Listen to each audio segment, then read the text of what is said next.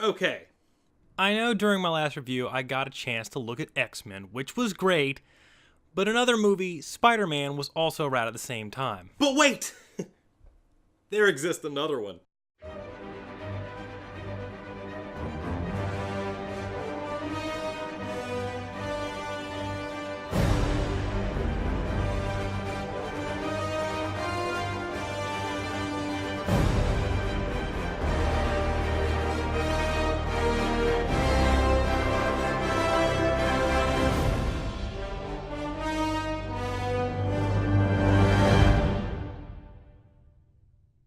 Yes, it's true. You see, back in the 1970s, Stan Lee sold CBS the rights to make a live-action Spider-Man show, which they did by first making a TV movie for broadcast, simply known as The Amazing Spider-Man. And lucky me, I just happen to own a copy. The first thing you're going to notice about this film is the utterly crap quality. But what can you expect for a movie that was shot in the late 1970s, only ever getting a VHS release? The second thing you're going to notice? The Chinese subtitles. I'm starting to think this is not a legit copy. The movie begins with a doctor and lawyer casually, which is the best way I can describe it, robbing a bank and driving off, but soon wrecking in a nearby alley.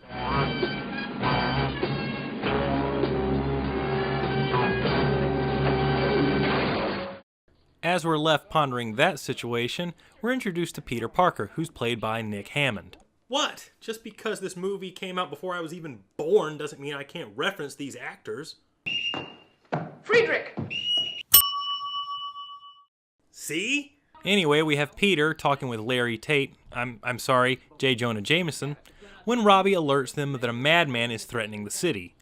By two of the city's most respected citizens. Is he a States terrorist? that they were acting under his orders. What does everybody want? Money. Further details in the letter demand a sum of $50 million. So Peter returns to school where him and his lab partner are experimenting with radioactive material. I think we can all see where this is going, can't we? Must be an easier way to get a PhD. So he's getting a doctorate in crane games? Prepare the syrup. Warm the butter for the flapjacks. If we haven't seen enough origin stories for Spider-Man, guess what? We've got another one. In this one, Peter is the one who accidentally exposes a spider to radioactive material, which of course bites him, which gives him the powers of a spider. Meanwhile, during an armored truck robbery, a presumed criminal drives down an alleyway that just so happens to have Peter walking down it, forcing him to climb up the wall. Oh my god, what is with these movies showing us the same footage over again? This is a film, not a fucking memory test.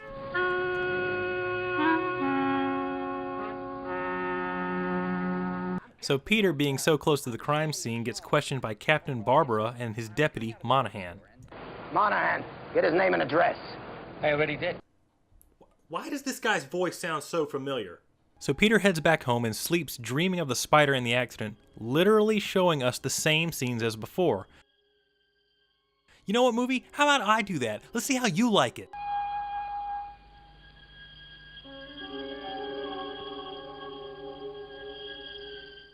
Okay, this next scene, I'm just gonna let it play. I swear I have not done anything to this footage.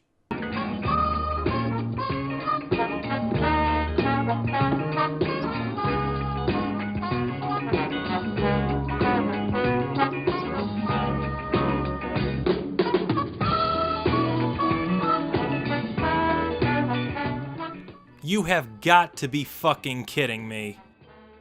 And if you thought that was stupid, look what happens 1 minute later.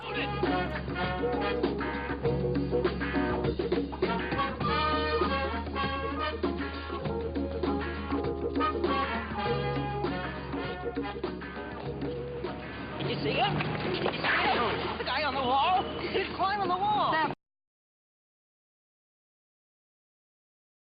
So Peter talks with J. Jonah Jameson again, hoping to sell his photographs when he tells him to get him pictures of Spider-Man. What do you look like? Oh, like a spider. How many legs do you have? Well, two, of course. He's a man. You just said he was a spider. Spiders have got lots of legs.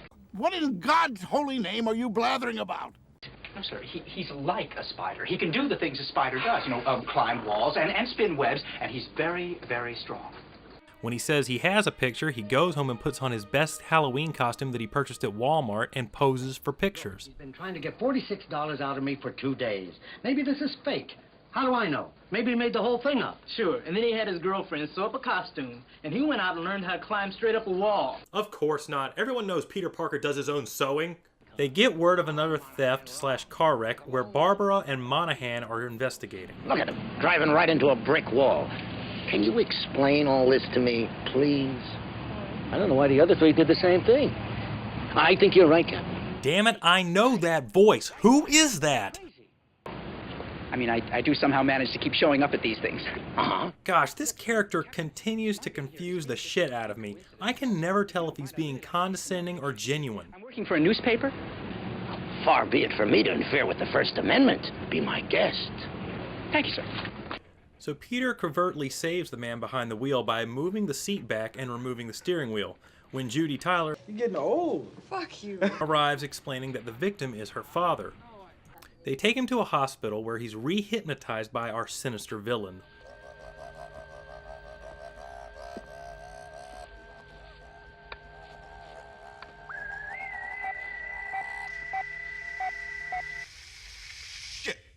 Who tries to get him to commit suicide, but Spider-Man rushes to the rescue against some very funky music.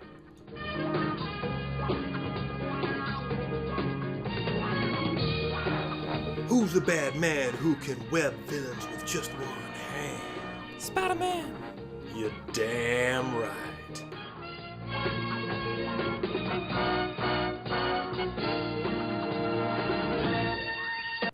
After the rescue, Judy invites Peter to go see Ed Byron, a life coach of some kind that her father has been visiting recently. Well, I know what would make me happy. A house in the country for my children. That's another one of those stupid dreams. Why am I having flashbacks to my guidance counselor? Peter returns to the lab where he develops his famous web shooters, which he tests by swinging from a tree.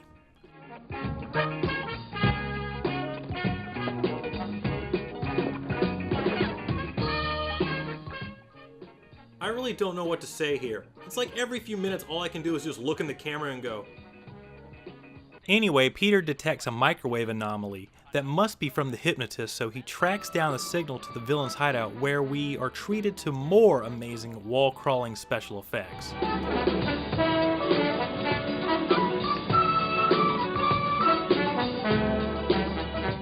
Spider-Man investigates the building that leads him to the signal and, no joke, encounters 3 samurai that chase after him.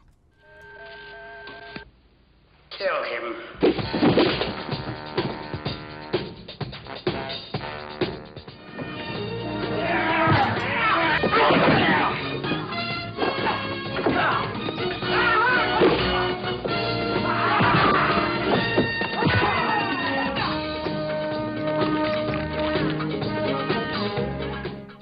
Nope. So the fight continues on the roof, containing all the choreography of a LARP, when Spider-Man swings away in, to be honest, a very dangerous stunt.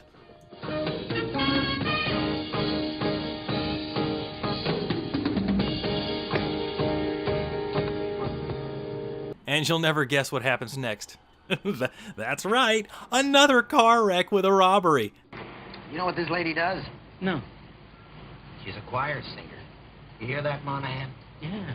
She sings in church on Sunday. Only on Thursday, she knocks over a bank. I want to ask her why. But the hospital says she's critical. No visitors. Oh my God, who are you? And now, Joe, if I could get one of your famous cheesesteaks to go? Oh-ho! So Peter returns to Byron's hideout where he agrees to his special lecture where he hypnotizes him to commit suicide at noon on Friday.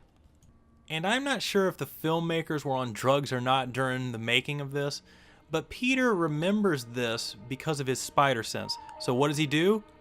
He goes back to Byron's hideout again. Seriously, it's the same 2 locations back to back.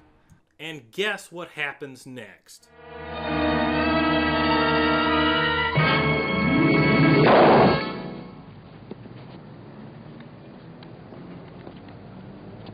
Yep, that's right. It's time for round 2. This time, however, Spider-Man just tries to swing away in the exact same spot. No, seriously, it is the exact same shot from earlier, only a different angle. But the samurai are prepared, this time with flamethrowers. Mac wants the flamethrower. Mac wants the what? Causing him to fall, breaking his arm in the process. He manages to get back home in a garbage truck, no less. A perfect metaphor for the movie, really, while Byron's plan nears its climax.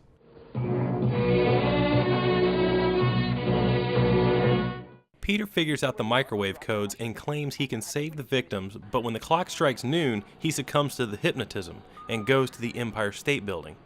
Luckily for him, the fencing destroys the badge, freeing him from the mind control, and now he races to Byron's hideout.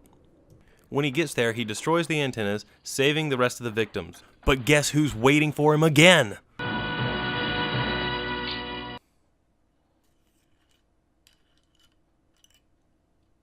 Okay, fellas. Enough's enough. Now, I reversed the microwave, so let's be buddies, all right?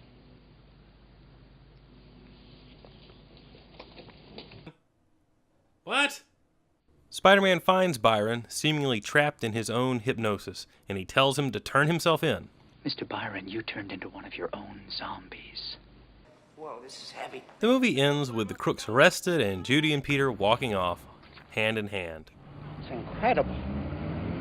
How come you're the only one who's able to get pictures of him? Simple. I believe.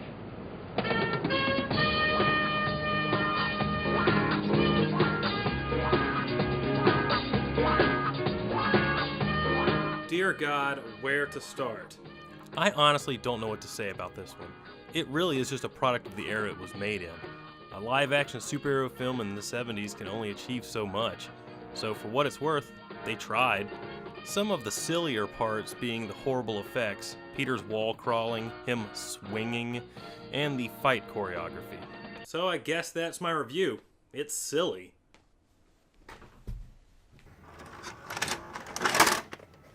You're a no good piece of shit movie, and now it's time for me to waste your time like you wasted mine.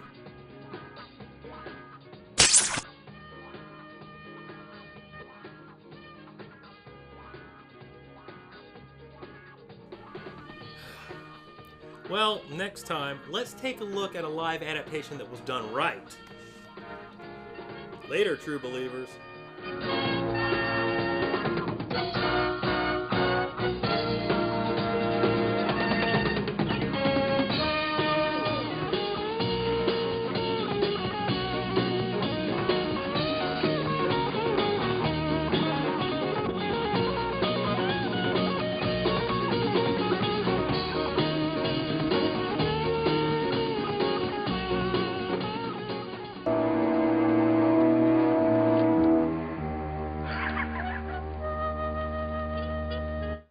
Hey everyone, thank you for watching, and please take a minute to like, comment, and subscribe for more super videos.